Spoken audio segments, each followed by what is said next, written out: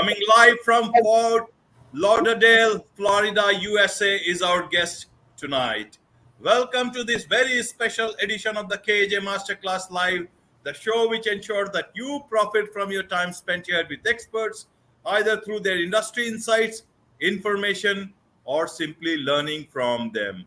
And today we have Michael Levy, author, poet, philosopher, and a podcast host, Point of Life. And we'll be talking about so many things about life. He has written author of 17 inspirational books. There is so much to know about him. We'll come to that. We'll be talking about different aspects of life, and especially why do bad people succeed and good people fail. That's what a lot of people think. We'll talk about it all. Welcome to the show, Michael. Thank you, AJ. Thank you. Thank you, Michael. Thank you for your time. Michael, you have been a professional optimist. Your life philosophy is one of joyful living 24/7, 365 days. And you are an international radio host and the author, as I said, of 17 inspirational books, not a small thing, as I was saying. And your poetry and essays grace many websites, newspapers, journals, magazines, and throughout the world. And you are a prominent speaker on health and wellness, maintenance, stress eradication, wealth creation and development, authentic happiness, and inspirational poetry. My first question itself is about what do you mean by authentic happiness? Everybody is trying to be happy. Somebody is whining, dining, and doing a lot of things. I'm sure they are happy, but what do you mean by authentic happiness? Because those people are also searching for happiness at the same time. Are they searching for authentic happiness? We'll learn from you. Well, happiness, everybody seeks happiness. I mean, we come into the world and we want to enjoy our life on earth. Well, happiness usually is derived from things we do, things we buy, things we watch on TV for entertainment. And we derive happiness in many different aspects in our physical way of living. Now, these are fleeting happinesses. Each side of it, you watch a movie, it's a funny movie, you laugh at it, the movie's over, then you get on with whatever's going on in your life. And that is a happiness that comes and goes. Authentic happiness stays with you 24/7, 365 with the love and joy of an identity which is true.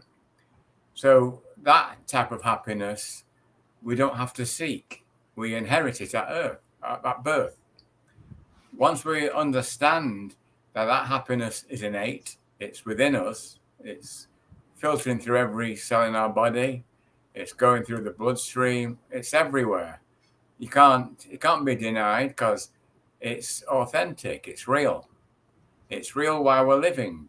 And that's one type of reality that we are here to accept and enjoy. So authentic happiness isn't actually derived from the things that we think it's derived from.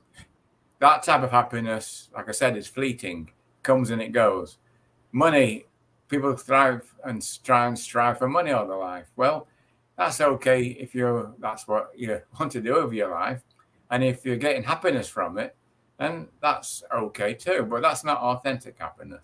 Authentic happiness is more innate, and it's more in tune with nature, and it's more in tune with the universe as a whole.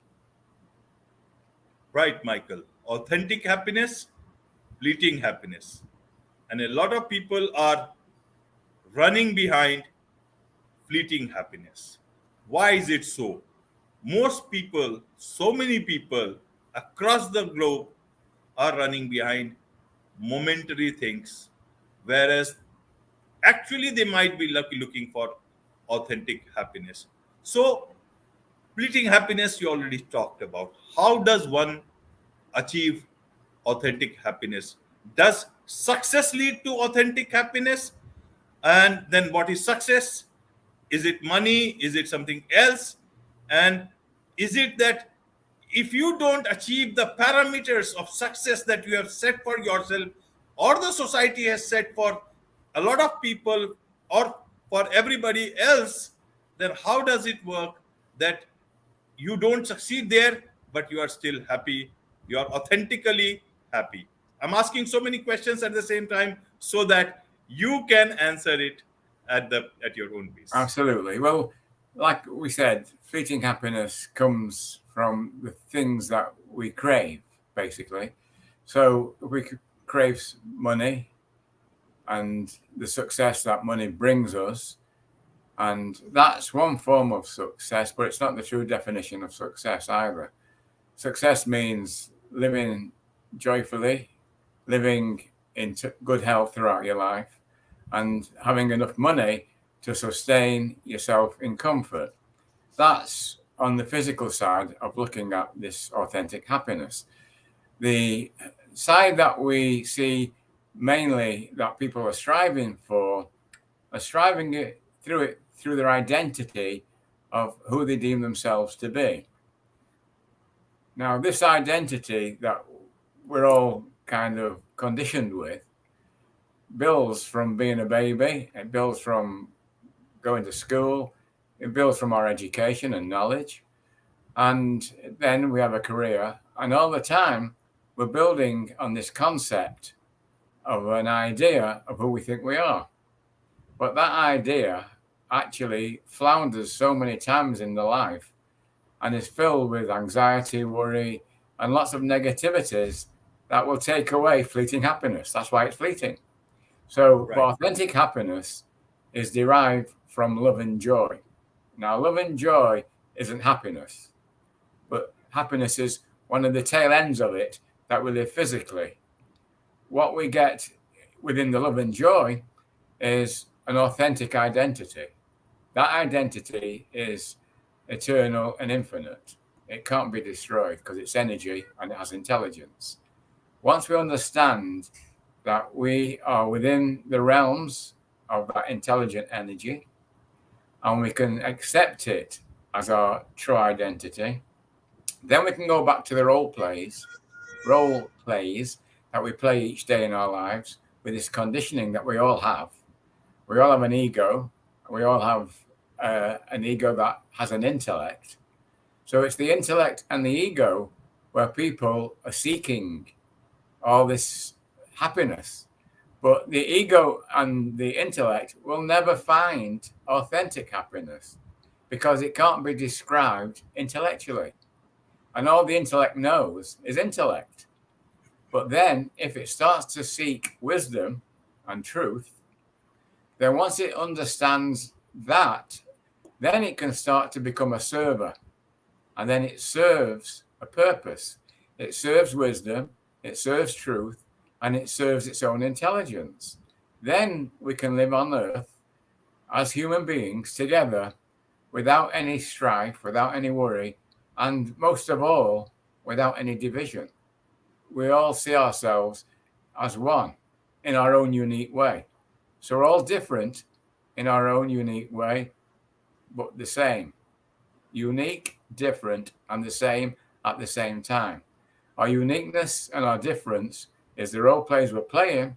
And if we're doing that so that we can serve that purpose and help other people achieve what they want to achieve in life, then life it becomes totally enchanting. And we live this enchanted life 24/7, 365, again, for a fleeting time. Happiness is fleeting in the physical, so we're fleeting too. If you live to be 100, it's only fleeting, it's a blink. In cosmic terms, we're not even a fraction of a second in the way the universe has been formed. So we're here for such a brief moment in time that the moments that we're gifted, the moments that we have each and every day that we wake up, and even when we're sleeping, those moments should not be detached from the truth of who we are. And then you are authentic. But once you detach from that, then you live with this fleeting happiness. And that will never bring anybody any lasting joy or love because it's not part of that parcel.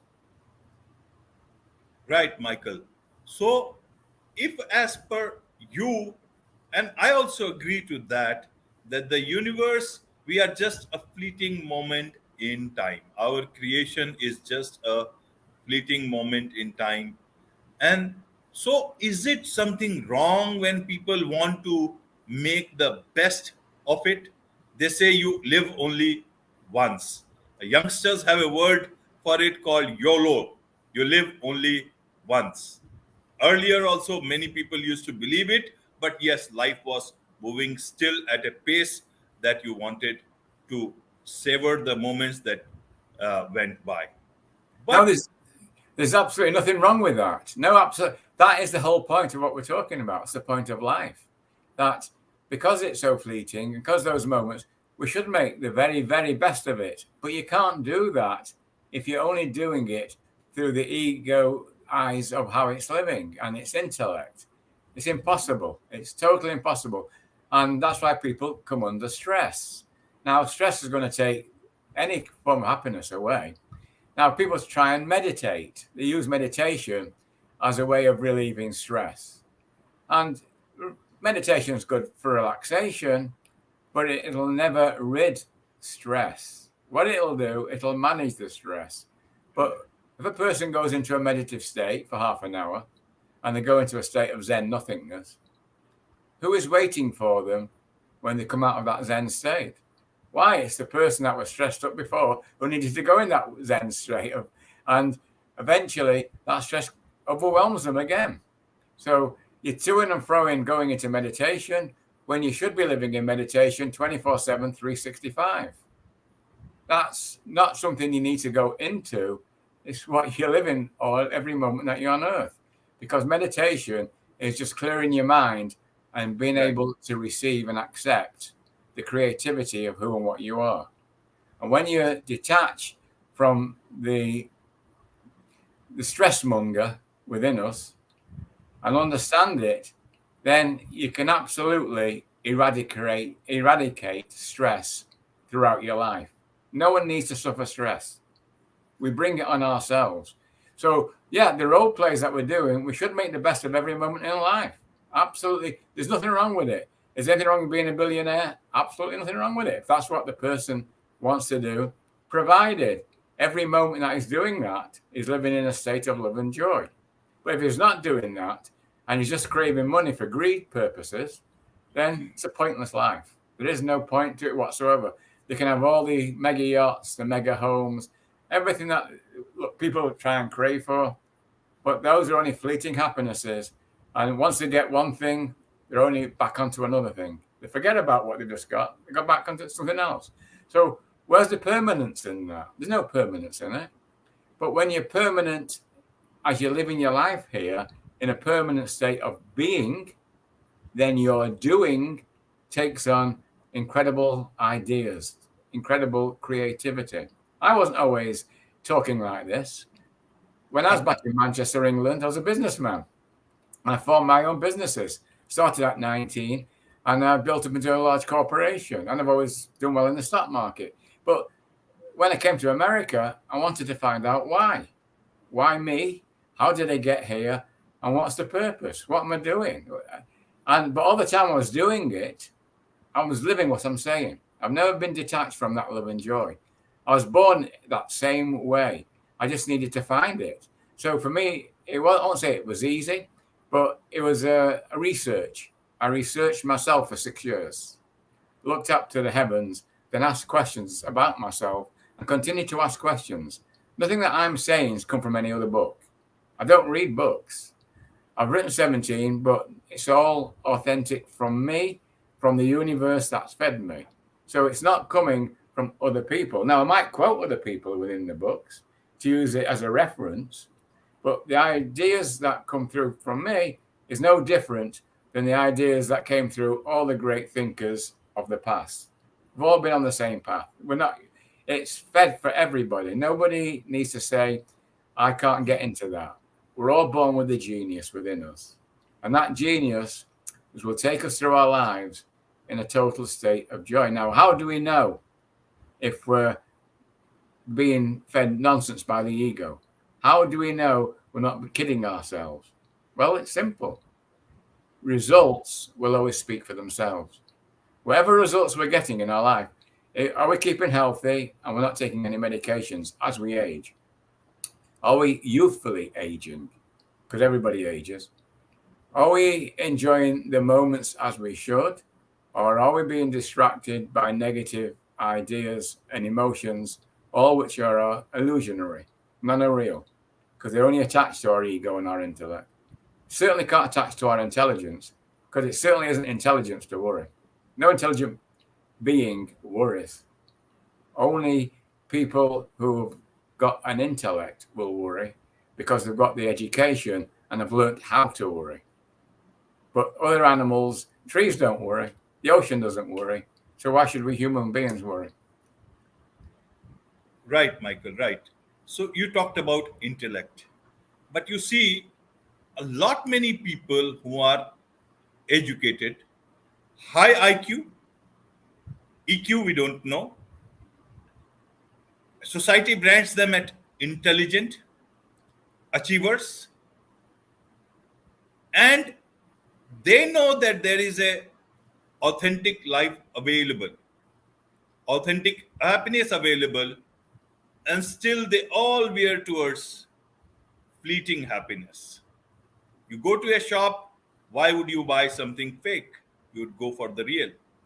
Then why is it that not only successful, intellectual, and full of intellect, they still go and keep on buying fleeting happiness and keep on selling fleeting happiness all across the world? Why is human being who is so full of intelligence, intellect, and once was filled with humanity and empathy, suddenly lost it all, almost to the verge of extinction, and not knowing themselves what are they here for? Just like you were intelligent enough to realize it in time, why is it taking so long for others to see this template when they still have lots of time in hand? Well, when once you're locked into knowledge, knowledge can be a blessing or a curse. And Okay. intellect and intelligence are very close stablemates because they both live inside our head. But one is a hacker, the other one is a thoroughbred. Our intelligence is thorough. It's thoroughly bred within us. I never used that phrase ever before. It's the first time it's come into my head. Thoroughly bred within us. Thoroughbred. I've used the word thoroughbred before. That saying I've said before many times. But I've never used that word ever before. That's just dropped into my head. And it's a good connection to what I'm speaking. See, that's how the creativity of the brain works. It drops in the ideas, drop by drop. It's like a little drop coming in. And it's been done just now on your show. So it's just showing you how new ideas expand themselves all the time. Now, people have got the education. Not everybody that's highly intellectual. Not everybody. Not all of them. I can't say they don't use their intelligence. Intelligence is coming in and out of our heads all the time. So there's specks of intelligence being used all the time. And there's specks of truth being used all the time. But it isn't as a whole. It isn't as it was meant to be. All religions are based on truth. Yeah, if it was totally based on truth, there would never have been any holy wars. But millions of people have been killed because of a religion and a different religion fighting each other. Right. So that's where the intellect comes in to say, you know what, mine's better than yours. Our God's better than your God. So we'll clash with it. When politics is the same, religion and politics are two of the main things that human beings live with, these intellectual brains. So people want to become politicians. And what do? Can you name one world leader today that you really respect and say, this world leader is absolutely fantastic? It's going to change the world in the way we're focusing on it. So it's not working that way. So if it's not working that way, and we are heading for extinction, the way we're ruining the planet and many things that are going on within it, and people threatening nuclear wars for, insane reasons. So if these things are going on now, and they've always gone on in the past, it's nothing new today. Right. It's just that we've got bigger weapons and more things to threaten people with. And all the marketing that's going on, that you mentioned, we're all trying to We're all trying to be brainwashed with this marketing that is coming in 24/7, 365 everywhere. On you turn on your computer, you hit with loads of different marketing things, spams coming into your email. So people think, well, we've got to contact people to sell stuff. Well, they're not. All they're going to do is annoy people with it. And eventually, it'll defeat their own object because people get so sick and tired of it, no one's going to be listening to any of that advertising. So all this Google advertising and all that kind of stuff will eventually all fade away because everybody will be sick of it. They don't want any more of it. Bad enough. So there are turning points in humanity, but unfortunately, it usually takes a major devastation to make it change on a global scale. And if that happens, then people might start to say, how did all this come about? Can we just, anyone that's left, obviously, can we get back to being more authentic? That word comes back in again. You can't escape it. Authenticity is the only way humans can get together and live with the truth, the wisdom, and the intelligence that the universe has fed us. Every single cell in our body and in our head, every single cell everywhere within us is a universe within itself. Trillions of atoms, molecules, all working together, all celebrating our life on Earth. And what do? We eat the wrong foods, we drink the wrong drinks, we take the wrong drugs, and we start to poison our own system, our own universe, and we're killing the good guys inside us, and we're giving more strength to the bad guys, so we die too young. So if we can't look after our own bodies and our minds, and most doctors can't, you go to a doctor, so if all those people can't do it for themselves, what chance has the patient got? So it's upon us to understand and start to live, and by example, because I know I can't change the world. I can't even change one person. And the way my books are written, no intellectual person will ever read it. I understand that. That's why I wrote them the way I wrote them, because I want to challenge the reader to start to look for themselves and to find that authenticity. They might get bits of it. They might get certain fleeting moments of it, but then it evades them again. I want them to understand you don't have to live that way. You can be authentic 24/7, 365. Once you start to really understand those two words, you need to enjoy. It's the word joy, which stands for just obey yourself, the invisible self that hasn't got any labels, and the love that it entails. And love doesn't need any description because it's throughout the whole of the universe. You can't do anything, create anything without love attached to it. Everybody that creates, an artist, musician, they love what they're doing or they couldn't create it. That's part, again, of our being. So what I'm talking about, basically, most people are really, really good people. Most people are kind. The whole human nature, nearly everybody has got a kind nature. So you can see the good in everybody apart from a few that might have gone insane. And if you look at people in the same way as you understand yourself, then there is no good and bad. There is no good people and bad people succeeding. You think the bad people are gaining popularity in politics, or they become mega wealthy and they're nasty to other people? Well, that's another imposter. Bad and good don't exist. A praise or an insult is the same imposter. If you give room in your head to either of those two ideas, then that duality will take you on a not so merry go round. You won't be happy if you start looking at life in good and bad terms. If somebody has made a lot of money and you deem them to be a bad person, you can have that type of an opinion. Well, it means they're suffering, and they've got to take their suffering out on other people. They've got no self-worth, otherwise they can't act in a bad way. If anybody's got real self-worth, can't harm anybody else. They can't harm an ant. They can't harm any creature because they've got self-worth about themselves. But once you lose that self-worth and self-respect of what you are, then you can go bad-mouthing and doing all kind of things that we deem as bad. And then you look at some of what you would call a good person on the surface, But underneath that, they might be suffering anxiety, fears, and all the other stuff. So they might be looking as though they're doing good, but they're suffering themselves and they die too young because they died from the stress. And a lot of good people that have been around who have done good, written good books, a lot of them have died too young. And they've died of a disease that they shouldn't have got because proof of it is they came under stress. So again, like we said earlier, results will always speak for themselves. The results we're getting out of our life, we can set by example of just living it. Now, if people want to say, hey, that guy seems to know what he's doing, he's living in a good way, and he seems to be saying stuff that seems to make sense. So maybe I can start to research for myself how I can do it for myself. And that's all my books will ever do for anybody.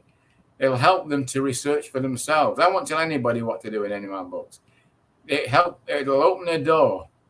I can lead them to that doorway, but they must walk through the doorway on their own. And when they get through that doorway, they'll see they're not on their own. They've got a mentor above that will guide them the whole way through whatever they're seeking in that door. And that in that room that they're going to go into, it's filled with the treasures of the universe. And it's all there for us to enjoy and never to endure a moment of living this precious life that we have on earth. And each precious moment should be lived. And I've got a little poem I've kind of picked out for today, because when I was talking about meditation and somebody's waiting for you at the end of it as you come out, which is yourself, is going to give you more stress. Well, there's an invitation to magic. And this comes from a book called Soul Upon Inspirational Poetry. So, in the symphonies of life, if the symphonies of life are conducted by stress, our worries will be carved in stone.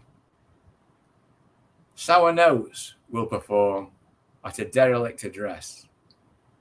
A lifetime will pass by with no time to atone.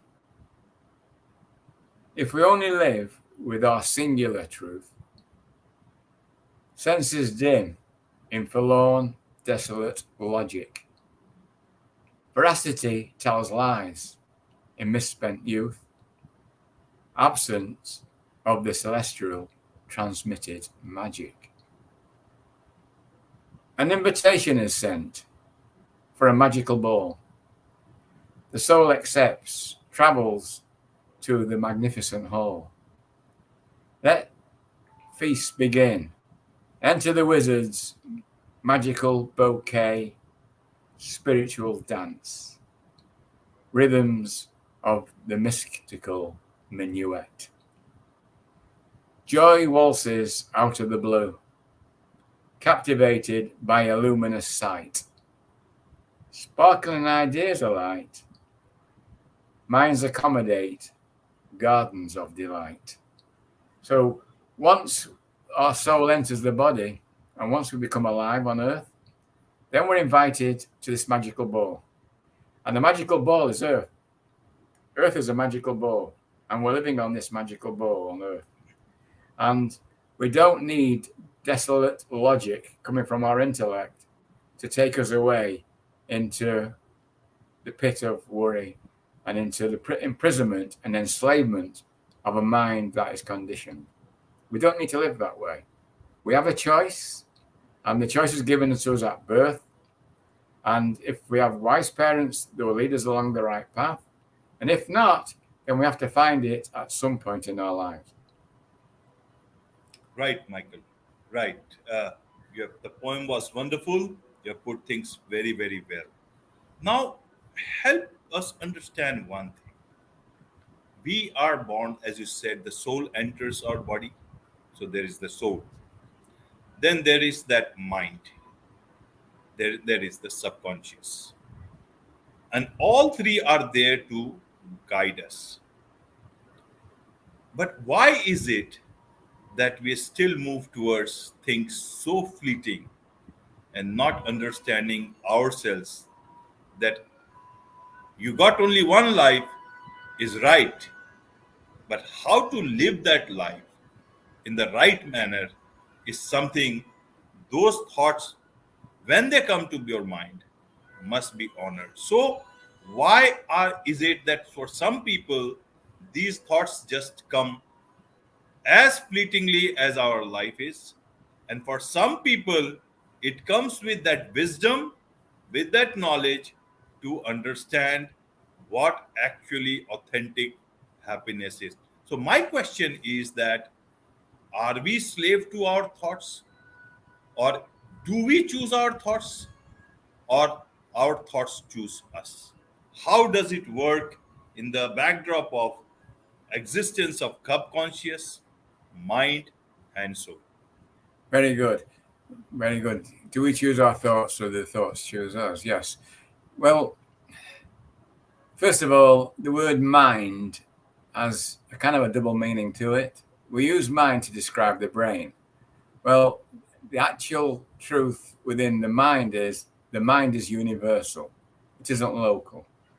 So if we understand the mind itself is part of and parcel of every living entity on Earth and everything else that's out on the universe. That's the mind. Now, we have a brain, and the brain has a subconscious to it. The subconscious works mainly when we're sleeping, but it interferes during the day too. And within that subconscious mind, that's basically where all the treasures are kept.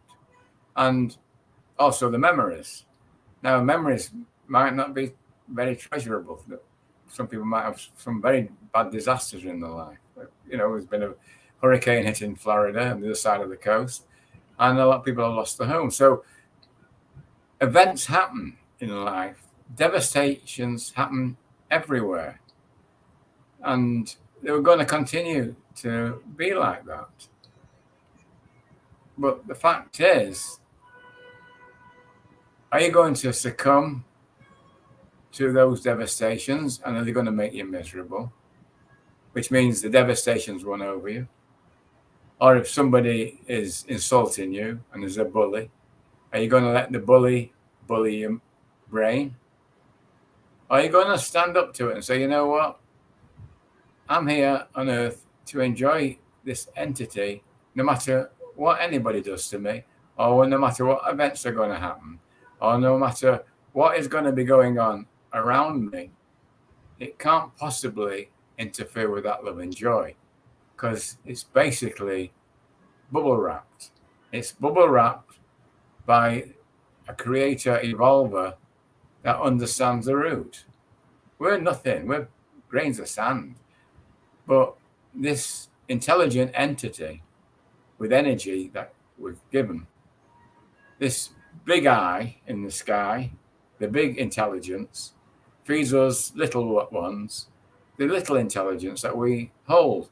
And if we live to be 1,000,000 years of age, we'll never grasp the entity, the massiveness of what all this entails. It's totally beyond our intellectual concept of it.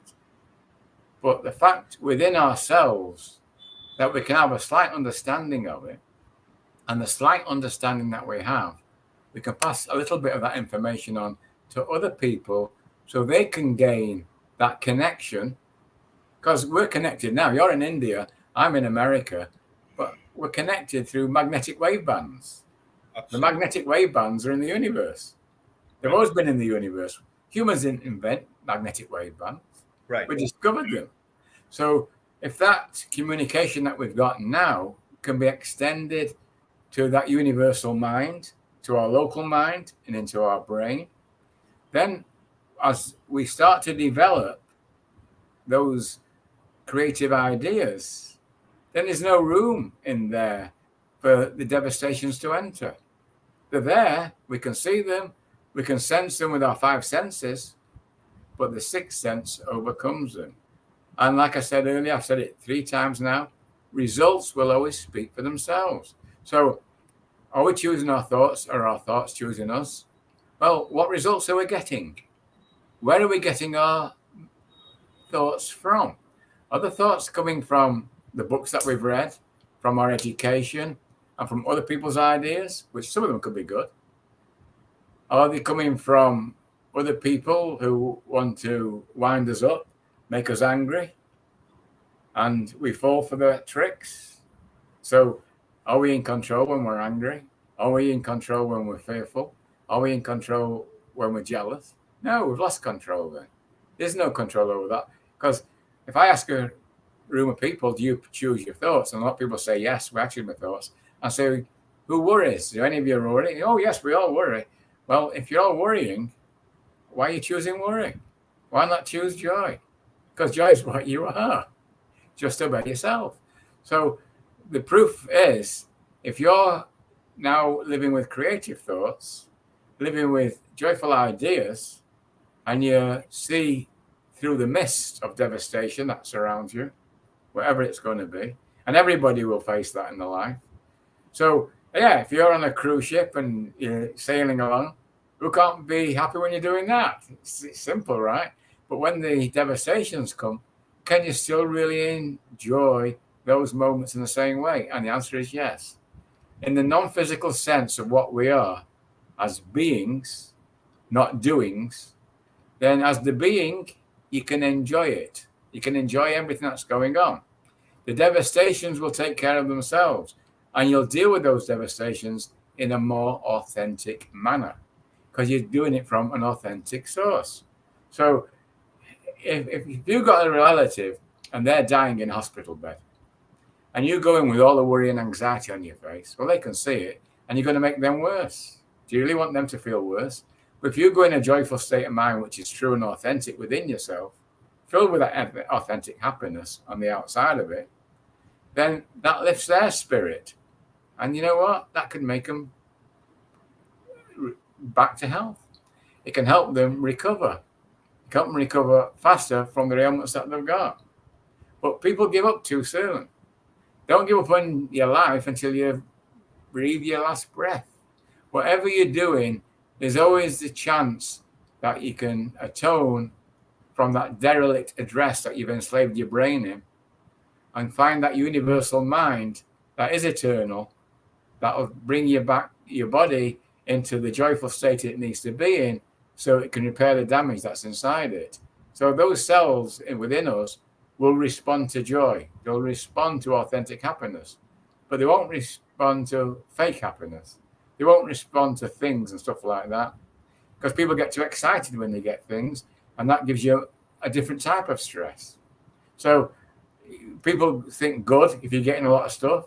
Well, that's only going to bring more stress. For a lot. If somebody wins the lottery, it can give them a heart attack and kill them. So, that's supposed to be good, winning the lottery and a lot of money, right? But no, it might not do a lot of some people very good.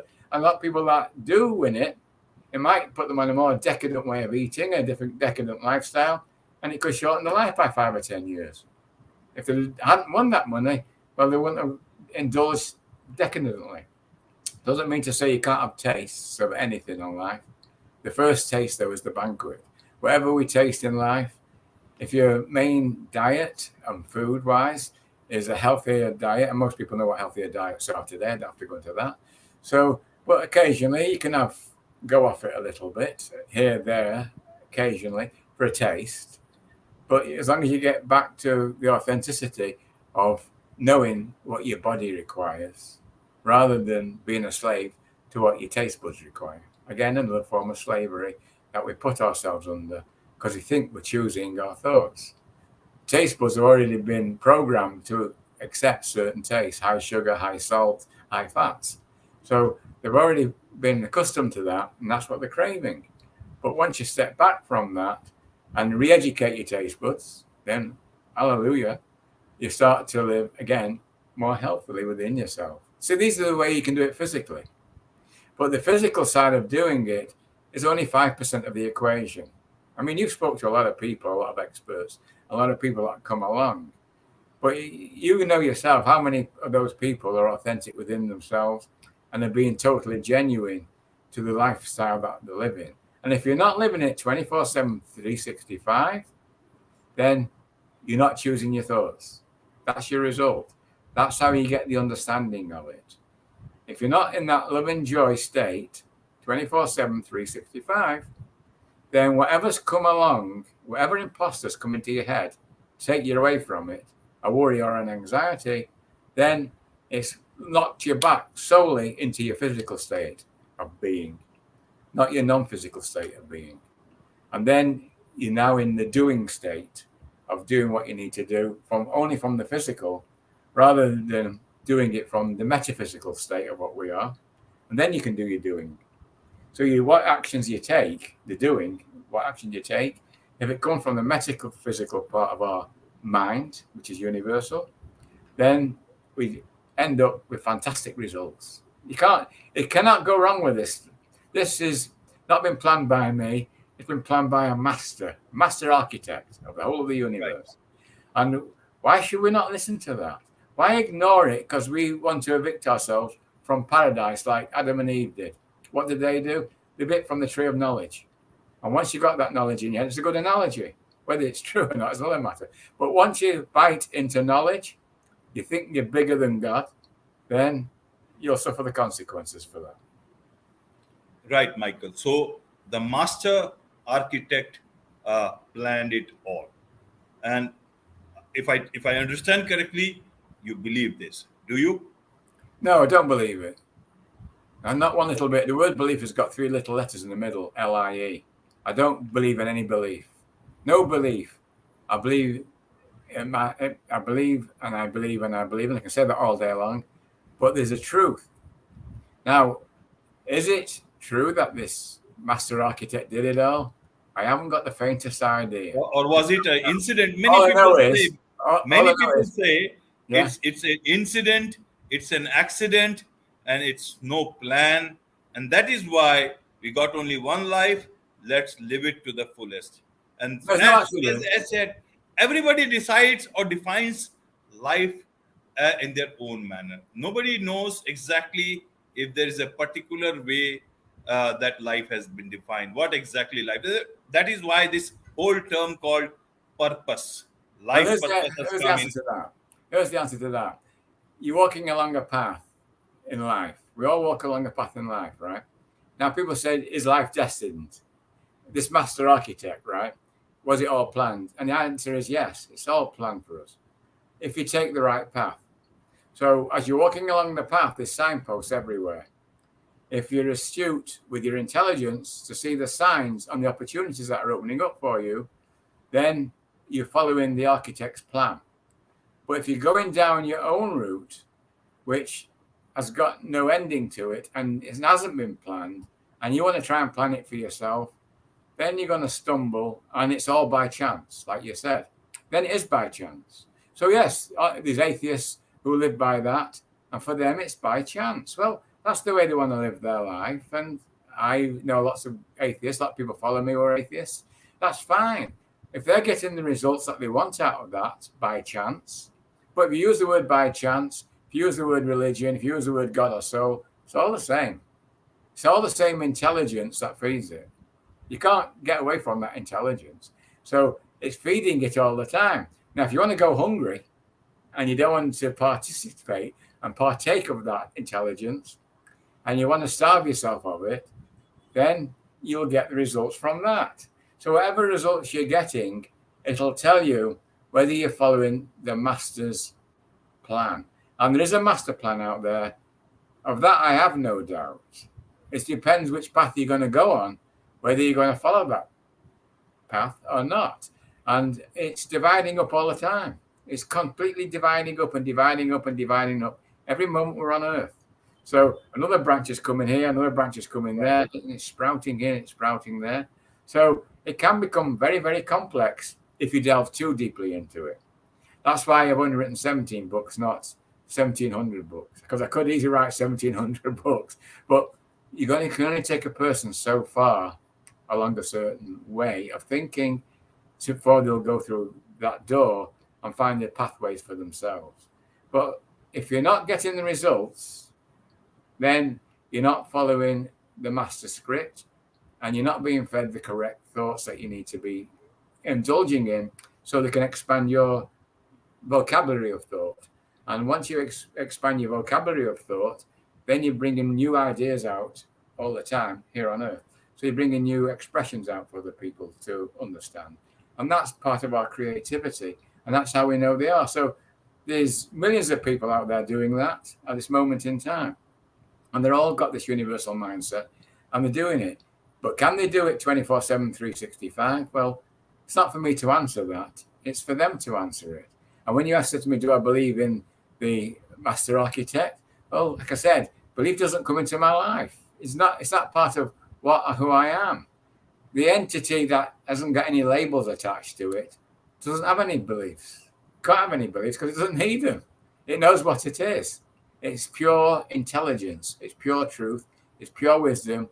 And we're pure as that. That is who we are.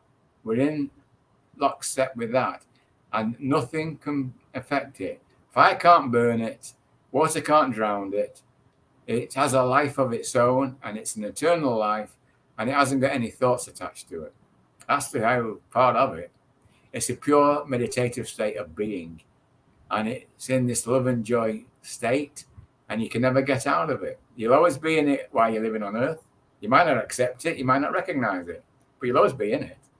And you'll be in it before you were born, and you'll be in it when you've gone over to the other side. Right, Michael. Right. So this brings to one more question, probably my last question, but slightly longish one. It will include a couple of things. So the master creation of the master architect, that's humanity. We have come from intelligence, human intelligence, to artificial intelligence. And at this point, from wherever we are, whether we are on the right path or we have already taken the wrong turn, wherever we are, the fact is that there are so many examples that good people see that bad people, so called bad people, are succeeding and good people are failing. Either in terms of leadership, so you got so many examples across the world, either in offices, either in society, businesses, everywhere. So, the whole message about the whole concept of humanity, it's becoming quite blurred for a lot of people, and especially with so much of technology coming in for the younger generation. So, at this point in time, what would you say to this understanding? Because if this continues, then it means we have already taken the wrong turn, that bad people succeed and good people fail. So then the good will not remain good anymore. Then it will be all darkness everywhere. How do you see this? How do you see the future of humanity? Is there a chance, or have we already taken the turn towards the disaster? Well, that's a good question. The thing is, there's no such thing as artificial intelligence. That's number one. Intelligence can never, ever, ever, ever, ever, ever, ever be artificial. If it does, it's no longer intelligence. Now, if you called it artificial intellect, then you would use the right word. But intellects won't use that word for as artificial because they'd hate to see themselves as being artificial. So immediately, these people who have got this type of power in high tech and in other places, who are the controllers basically of media and other things, are using words not in the context of the true meaning of what those words mean. I mean, you can have an advert on television and it'll say the joy of drinking the soda. Because you get no joy from drinking a soda. You might have a taste from it, but it's full of chemicals and stuff that's going to kill you early. So it's not a good drink to be drinking, but you're using the word joy for it.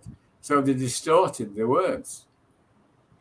A lot of words are brainwashed into people today growing up into this high-tech world. So I've noticed, I've been writing, I've retired 30 years ago from the business world, but I've very distinctly noticed over the past 20 years a very distinct move downwards in the way human beings are thinking. And even the older ones too, a lot of them. They don't want to spend their time finding out the truth. They'd rather live with the belief of it. They'd rather live with the lies and suffer those consequences of those lies until they pop off. Well, that's the choice that they're making. And it's a wasted life on earth, but they're going to still do it. Some will go too soon. One or two will live in their old age into the hundreds. And some are doing it authentically. Some have found the secret of doing it in the truest sense of the word. So they've managed to go down those paths. And they found those paths that the master architect has built for them. Most of them have one thing in common. They're very simple-minded. They're not greedy. They're kind. They do things in a way that logic and reason can't define. They do it because of the goodness of the heart. And those people are doing that through that authenticity that we're talking about. So is there any hope for humanity? Well, there's always hope, no matter what humanity does. And if humanity, and there is no good and bad, like I said earlier, bad people in charge of politics might blow up the world and might destroy all of humanity. Is that a bad thing to happen? No, there is no bad and good. We just develop back to what we were before we were born. No one lived forever anyway. We're all going to die. So why bother and worry about things that we have no control of whatsoever? It's a dichotomy. You don't even need to go down that path if you don't want to. Right, Michael. You see, amidst all the air of despondency, the master creator, the master architect has also sent a master like you who has written 17 inspirational books for people to be inspired from, to learn about things. You also write essays, you also write poetry, one you just shared, a wonderful one. Tell us about your books, about your essays, about your poetry, where people can find them, and also how people can connect with you for for whatever they can to understand things better. You have shared in this podcast, but then this is only bound by time and space. It's only Okay. got an hour, not beyond that. But to more, they have to come to the master writer, the master poet, and the master essay writer. Thank you. How does that happen? So first about your books, essays, and then how do they connect with you? Well, my website is pointoflife.com. That's the main way people can contact me. There's a form on there. I'm available for doing shows like this and talking to people. The books I would recommend, Cutting Truths. That's Cutting Truths is one I would definitely recommend for people who are already seeking. The ones that I want to start to seek, I would say The Joys of Live Alchemy is a great place to start. And people that are interested in the health, there's a great book called, my wife and I wrote together, Margaret. It's called Well, Well, Well, Eat Well, Think Well, Live Well. Those three books basically, I would say, would be a good point for people. But the thing is, each book, or if you just took Cutting Truths, it'll take you at least 50 days to read it. There's 50 essays in it, and you should only read one essay a day. And then you can highlight the pages that you want to go back to, and then slowly go through there and find what you need to understand and keep going over it and over it until the penny drops and the light goes on and that door opens for you to walk through. And it will do if you'll keep on with it. So those three books are a good recommendation to people. I've never advertised and I've never used PR. So it's something I've vowed never to do, and I never will convince anybody that they should be reading those books. Only do it if you want to take the journey of your own life. And if you want to take that journey and want to find out how you can make your future turn from what you've got now to what it needs to be, then it's there for you now. If you're satisfied with what you've got now, you don't need to do anything. And if you want, I can always end in a poem, which is always good to. I don't know which, and this I've not picked out. I've just kind of flicked through, and here I go. The Joys of Blue. We live in a field of dreams and thought, treasures on earth that cannot be bought, flights of exaltation on wings of height, waves of joy giving strength and might, unforgettable bliss, no want of need, motions drifting away from human greed, forever young, an endless mystical clock, blue band waves sail to a timeless flock. In her open aura shines a galaxy of light. Mona Lisa's smile cascades from spirit's sight. Sparks of brilliance from invisible rays. Saps of white light, vessels all ablaze. Newborn babies, sensations of pure delight. Innocence and peace, joy the devil cannot fight. Thoughts of joy, keep peace in control. Loving gifts reside in the eternal, exotic soul. And that's where we reside. We live on earth through our exotic soul. We were in it before we were born. If you will be in it when we go over the other side. And if you want to know what the soul means, then go on the journey of your own life and start to research it, because there's a zillion definitions of it. And once you find the truth within it, you can throw all those definitions out the window. And you don't need a label for it. You don't even need the word soul. You are what you are. You will be what you will be, and you enjoy every moment on earth in a state of love and joy. That's your way to live. And if you're not doing it now, then you can. That's what this show's all about. And this is what AJ brings to people. And I very kindly thank you very much for having me on the show. You're doing a blessing for humanity just doing these shows. Whoever sees it, if only one person sees it, then it's one person that you've touched. Thank you. Thank you. And all I can say is that if our lives are only a fleeting moment in time, I have enjoyed this small moment out of that fleeting moment, and it will be for a long, long time with me, maybe forever, as long as I am on this earth. I thoroughly enjoyed our conversation, sir. Thank you. It's been a pleasure With to be here. with this, it's a wrap on this very special edition of the KJ Masterclass Live. Thank you so much once again.